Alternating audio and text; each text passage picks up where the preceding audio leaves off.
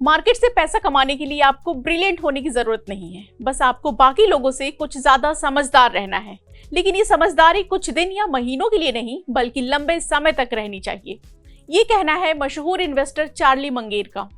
Market की मौजूदा volatility में भी ये बात पूरी तरह सही है। पिछले कुछ समय से बाजार जिस तरह टूटा है उसे देखकर रिटेल इन्वेस्टर्स को ये डर है कि मार्केट में और गिरावट आ सकती है।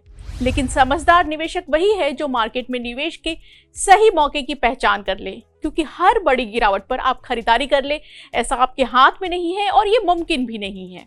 इससे पहले हम आपको मार्केट की निवेश की इस रणनीति के बारे में बताएं, आप हमें कमेंट करके जरूर बताएं कि आप बाजार के बाहर बैठकर तेजी का इंतजार कर रहे हैं या मार्केट में थोड़ा थोड़ा करके पैसा लगा रहे हैं। इस बात में कोई शक नहीं है कि शेयर मार्केट फिलहाल अपना लेवल नहीं बना पा रहा है। बाजार कब ब्रेकआउट होगा इसको लेकर भी कोई एक्सपर्ट खुलकर बात नहीं कर रहे हैं। लेकिन इतना साफ है कि इस गिरावट में कुछ अच्छे शेयर भी टूट गए हैं और मौका है उन शेयरों में पैसा लगाने का। मार्केट एक्सपर्ट्स ये बात कह रहे हैं कि मार्केट ट्रेडिंग के लिए नहीं है। जो इन्वेस्टर्स जोखिम नहीं ले सकते उन्हें फिलहाल मार्केट में ट्रेडिंग से दूर रहना चाहिए।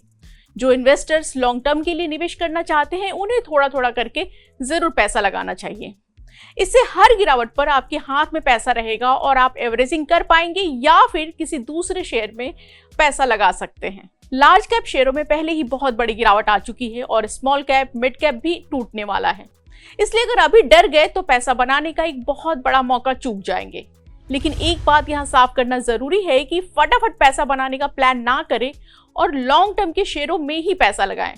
ऐसे शेयर चुनें जिनके फंडामेंटल्स मजबूत हों। अगर आप ट्रेडिंग करते हैं तो आपको लॉस होने का चांस ज्यादा है, ऐसा कहना है विजय एल भमवानी का। भमवानी प्रोप्राइटरी ट्रेडिंग फर्म bsplindia.com के सीईओ हैं। भमवानी कहते हैं कि 2025 में एफएनओ ट्रेडर्स को काफी मुश्किलों का सामना करना पड़ रहा है, क्योंकि इस गिरावट में उनके सामने इनिशियल मार्जिन और बड़े लॉट साइज का ध्यान रखना जरूरी है।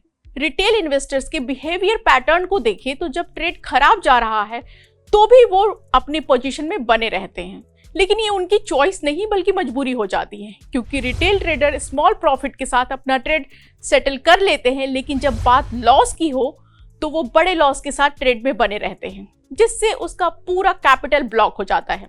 लॉट साइज बढ़ने की वजह से रिटेल इन्वेस्टर्स एक ऐसे ट्रेड में अपना कैपिटल फंसा देते हैं जिससे कोई रिटर्न नहीं मिल रहा। अब सवाल ये है कि आप इस तरह की ट्रेडिंग से कैसे बच सकते हैं। अगर आप अभी इस तरह की किसी भी ट्रेडिंग में फंसे हैं तो हमें कमेंट करके जरूर बताएं। भमवानी बताते हैं कि इस प्रॉब्लम से निपटने के लिए प्रोफेशनल ट्रेडर्स डाउन ट्रेडिंग का इस्तेमाल करते हैं। ये डाउन ट्रेडिंग बिल्कुल किसी सेल्समैन की ट्रिक की तरह है। अगर कस्टमर टॉप ब्रांड इसलिए नहीं खरीद पा रहा क्योंकि वो महंगा है, उसकी कीमत ज्यादा है, तो उसे कोई वो सस्ता प्रोडक्ट सजेस्ट करते हैं। अब कस्टमर महंगे ब्रांड की जगह सस्ता ब्रांड खरीद रहा है, इसे ही डाउन ट्रेडिंग कहा जाता है। अब हम इसे शेयर मार्केट में कैसे समझे? अगर आप पिछले कुछ महीनों के डेटा को देखेंगे तो साफ पता चलेगा कि ट्रेडर्स का रुझान अब स्टॉक फ्यूचर्स की जगह स्टॉक ऑप्शन में बढ़ गया है। ये भी एक तरह की डाउन ट्रेडिंग ही है, क्योंकि ट्रेडर्स स्टॉक फ्यूचर्स का इनिशियल मार्जिन नहीं चुका पाते, इसलिए वो कॉल ऑप्शंस खरीद रहे हैं। इसमें लॉन्ग के लिए छोटी और फिक्स्ड कॉस्ट चुकानी पड़ती है। पहली नजर में ऐसा करना सही है, लेकिन ये सही नहीं है। भमवानी कहते हैं कि रिटेल ट्रेडर खुद को बड़ी मुश्किल में डाल रहे हैं। ऐसा इसलिए क्योंकि ऑप्शंस को वेस्टिंग एसेट कहा जाता है। एक ऑप्शन बायर जो प्रीमियम चुकाता है वो समय बीतने के साथ कम होने लगता है, भले ही सिक्योरिटी का प्राइस स्टेबल रहे। इसलिए रिटेल इन्वेस्टर्स को फिलहाल ट्रेडिंग से दूर रहते हुए अच्छे शेयरों को चुनना चाहिए। अभी ट्रंप की नई टैरिफ पॉलिसी की वजह से मार्केट पे असर दिख रहा है, लेकिन ये शॉर्ट टर्म है। निफ्टी 26,216 के अपने रिकॉर्ड हाई से 10% से ज्यादा गिर चुका है। वहीं अगर हम मिड कैप 150 इंडेक्स को देखें तो वो अपने ऑल टाइम हाई से करीब 12% गिर चुका है।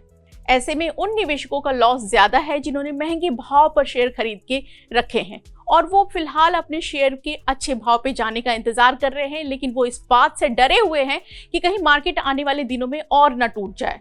जहां तक मार्केट ट्रेंड की बात है तो इंडिया ग्लोबल इकोनॉमिक स्लोडाउन से सेफ है, लेकिन हाई वैल्यूएशन, सुस्त पड़ती इकोनॉमिक ग्रोथ और कमजोर अर्निंग्स ग्रोथ का असर मार्केट के सेंटिमेंट पे जरूर नजर आ रहा है।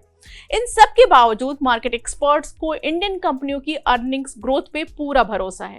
कुछ कंपनियों का प्रदर्शन तीसरी तिमाही में अच्छा भी रहा है और निवेशकों को किसी भी गिरावट में पैसा लगाने के लिए तैयार रहना चाहिए। अपने फाइनेंशियल एडवाइजर की सलाह लेकर ही आप मार्केट में पैसा लगाएं और इस तरह की खबरों को जानने के लिए मनी कंट्रोल हिंदी के साथ जुड़े रहें। इसके लिए हमारे फेसबुक पेज को लाइक करें, यूट्यूब चैनल को सब्सक्राइब करें और हमारे व्हाट्सएप चैनल से भी कनेक्ट करें, जिसका लिंक नीचे कमेंट बॉक्स में दिया है।